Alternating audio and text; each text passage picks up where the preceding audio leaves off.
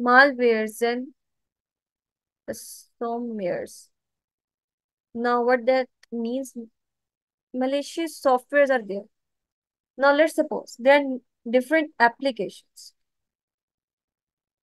What that will do, we have different applications there that can cause damage to your system. For example, sometimes if you download some softwares, and with that software, some additional softwares also downloaded itself in your systems, or especially it happens when you download a specific software. If we try to download any antivirus software, multiple softwares or applications automatically resides in our PCs.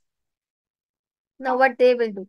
They can damage the system. They can steal your information. They can lock the access of data until our ransom is paid. Means ransom means that these are such kind of application. If they install on your system, they can lock your drives. Now, what will happen then? Then, until you paid a specific cost to them, they will not unlock your data. So be aware of that. So it is mostly happen when we try to access any any web game. It can also be happen when we try to download some specific software, and they don't allow the free access, but they said if you want to download this, then you have to download that specific software too. And mostly that happened in the case of antivirus. So be aware of that too. Then payment and financial risk is also payment frauds. So it happens sometimes, mostly on the RAS or RAS.pk or different applications. What happens? You connect yourself with mostly on OLX too. Yes. You connect with the seller of a specific product. They show you that specific product. What they will do, they will say that before this product, mostly in some cases, not now happen, but in some cases, they will say that give us some advance payment, then we will deliver you that product. So you give some payment. Then they said, give us more, then we will deliver. So you know that we have paid some, then we have to pay some because you hardly need that specific item. So this is how the payment frauds are happened. Then we have chargebacks. Means disputing legitimate transactions. Means it can result in chargebacks. Means that is very costly. You have to lead the penalties. Means if it is illegal, if the transaction was illegal, then you have to pay a chargeback. Means they says that let's suppose you buy something, they show you a specific price, but after you purchase something, they says that no, that was the only the displayed price, but the original price is this, so you have to pay more. That can also be happen, so that is called chargeback. Then we have operational threats. Means supply chain disruptions. Means there can be a delay, shortage, or failure in the supply chain. Means what happened if there is some problem in the supply chain, then it will have a great impact on the delivery of goods. The delivery of goods can be delayed, the service can be delayed. So what happened at the end, the customer will be dissatisfied. Why? Because if they are getting their product late, then they will lose their interest. Then the next time they will not order anything. Then website downtime means you might notice you want to purchase something, but there are some times website goes down, they are not loading. You have selected some items, but the order is not processed. So there are some also such kind of technical issues. It can also be caused by cyber attacks. So that can cause the site to go down. Okay. So what if all of these things happen? It will lose the sales. Okay. And it can also damage your brand reputation. Why? Because the customer will dissatisfied about your service if your website is down. The legal and regulatory risks are also there. The first one is the compliances issue. Means if there is any legal breach, like if you breach the regulation like GDPR or PCI or DSS. So these are some laws that are set by the local e-commerce law that you have to follow. And if you don't follow, then you have to pay a fine or a legal action can be taken against you. Then we have intellectual property infringements, means violating the intellectual property rights. Because you are selling some product that is already copyrighted by someone else. And if you are selling their product without their consent, then you have to face this. Then they can lead you a lawsuit or you have to pay a specific penalties. Then after that, we have some risk assessments in e-commerce. Here you will identify and analyze the risk, means the threat identification, how we can identify that. So we have learned the competitive advantage till now. We have seen what are some issues that we can face using e-commerce. But there is also a solution for that risk assessment here, how we can identify and analyze that risk. So there are some threat identification techniques that you can follow. So first one is the risk analysis. Before something happened, you are aware that something this kind of thing can happen in the future. Means you know that there is a risk of my site being hacked. There is a risk of this specific thing. How I have to deal with that. So you will make a plan for that. Then prioritizing the risk means you will follow a risk matrix. Means you will categorize your risk based on their severity and likelihood. Means if there is a high severity of a specific risk, then you will give a high priority to that, and you create a plan to deal with that. And we have if the risk that is slightly to happen in the future, so you will make a plan about that. But you will made it later because that is not a very high severity risk. Then resource allocation means there is also a problem for resource allocation. Source allocation to address most significant risk because you will categorize the resources according to their priority area just to protect any problem or issue. Then preventive measures. So you do some preventive measure against the identified risk. So the first problem can be the hacking. So you will set some checks there. You can use different softwares to protect your application, like the firewalls, like the implement the encryption algorithms.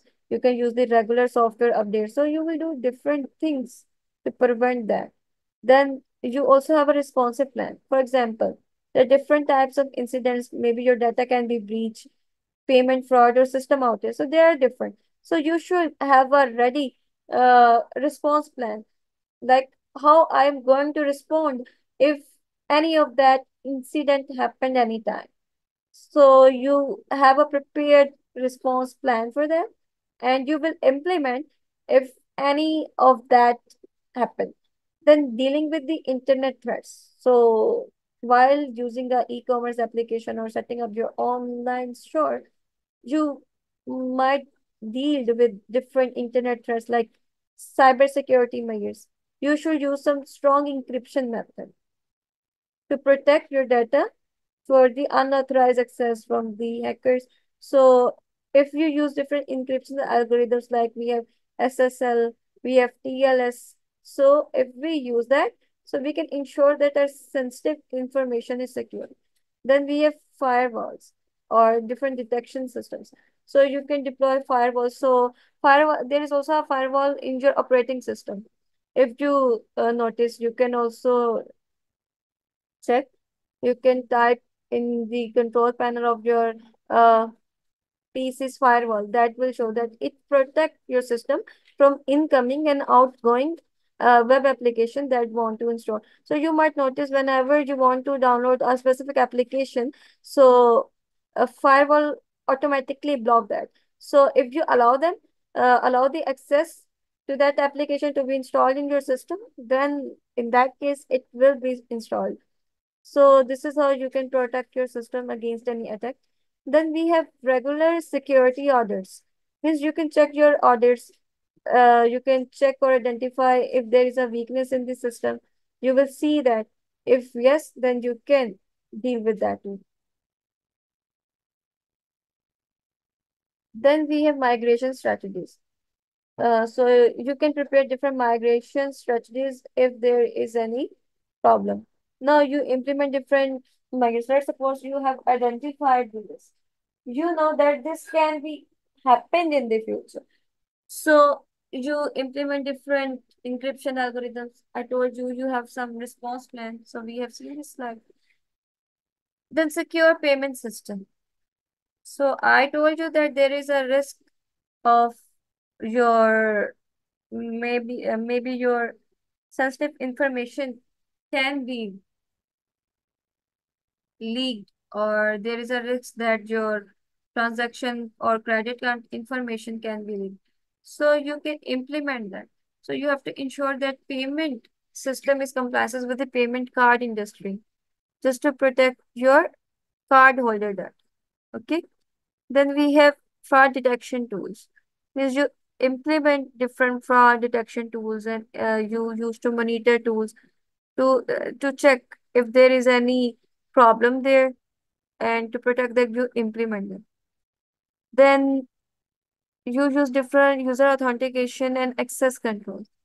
Means you implement multi-factor authentication. Means just to ensure, just to add an extra layer of security for the user accounts. Techniques that we can implement to protect our e-commerce store from unauthorized attacks or cybersecurity threats. So how we can implement the secure payment system? So we can ensure the PCI compliances. So we ensure that the credit card industry data security. So these are the credit card industry security standards. So that is called PCI. So you must ensure that you are following that standards. Your security check is according to that standards.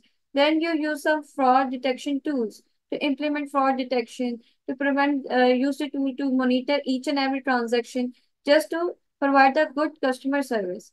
Then how we can user authentication and access control. You can also implement a multi-factor authentication. Means whenever you authenticate, whenever the user create their account, you verify that account by providing them the emails or logins.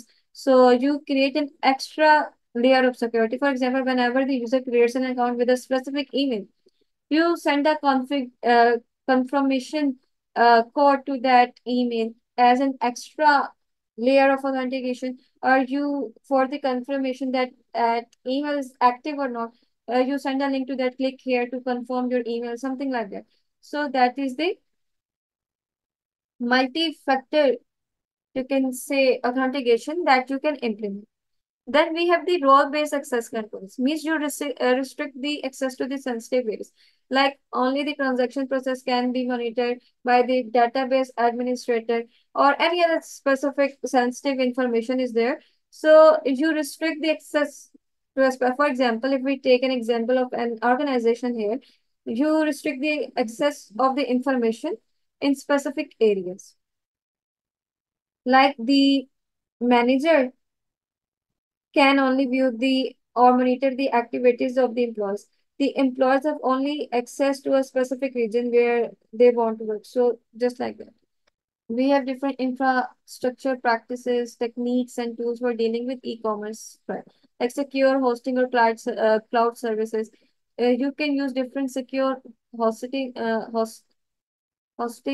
like you use different secure hosting providers. You can manage the cloud services. Means the you know that mostly the cloud services are mostly implemented nowadays. Like people prefer to store the information on cloud storage rather than their mobile storage. So we have different cloud services that are providing the security. So we can implement that. Then we have content delivery networks. Means you can employ CDNs Means these are the content delivery networks that can distribute your content globally. It can reduce the latency. What is latency? The time between a package to travel from one place to the respective place. That is latency, okay, or the distance. It can protect against the DOS attacks, means some other cybersecurity threats. Then data backup and recovery. You should have a complete regular backup plan. You should have a disaster recovery plan. In the case if there is any disaster, you should know how I am going to deal with that. You should implement your security policies. You should train your employees uh, how to deal with any threat. You should do your regular training of your employees, such as you can provide them security best practice, like how they can recognize some phishing attempts, how they can handle the sensitive information securely. So you will train your employees in this way. Then we have different security threats like hacking and data breach. We know that.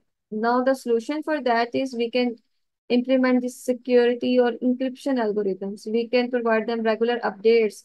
We can provide them different patches software. Then we have learned about that too. For phishing attacks, the solution is that you will educate your employees that there is any unknown link, you don't need to click there. If there is any spam emails, you have to filter them. You should block the phishing emails. You should update or enforce the security policy. So in this way, you can avoid these attacks. You can use anti-phishing tools. For example, you might notice whenever you got a spam emails or email that is not verified or not sounding good, the Gmail automatically send or filter that mail and send it to your spam folder, alarming as a threat for you. So you can use that different tools like that. For handling the ransomwares or malwares, the solution is that you can use the antivirus softwares. You can do alert test ransomware means whenever you download a specific application, you should ensure that your application should be recovered without paying something to them. Okay. If there is any chargeback, means you have the simple solution for that is you have to clearly communicate with them about the return and refund policies before purchasing a product. You should clearly communicate with them to reduce the misunderstandings.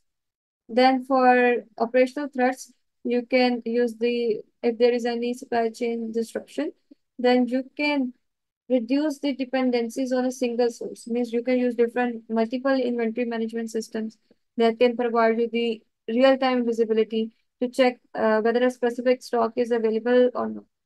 So these are different solutions that now in the case I told you about website domain. So if it happens, you can use different content delivery networks to improve the load times, to handle the traffic, just to in order that your website should not go down. But if it goes down, you should have a backup mechanism. Okay, you should have a secondary system that can handle that failure. Okay, then after that we have legal and regulatory risk. Means for the compliances issue, you can stay informed about your laws and you should know about the laws and regulations. And you have to ensure that you are following their laws. So then we have infrastructure and practices and tools. Means you should know about the data backup and disaster recovery. And for implementing that solution, you should know how to backup. You should first backup the critical data to multiple locations, not just at once. You can use the cloud-based solution to backup your data. Now we can use different cloud-based services that provide you the automate backup tools. Now, for example, the Google is providing us that service. If you click on the backup, then it will ultimately backup your data whenever there is new data in your device. Then you can also provide the employee training and awareness. You can conduct different training sections for your employee. You can develop a security policy for them that every employee have to follow. So these are different techniques that you can follow to handle the disasters or the threats that you can face while setting up your e-commerce store. So in today's lecture, we have learned the competitive advantage of the e-commerce store. We check out the threats. We see how we can deal with that threats. So if you have any question till now, let me know, please. Okay, very good. If it is clear.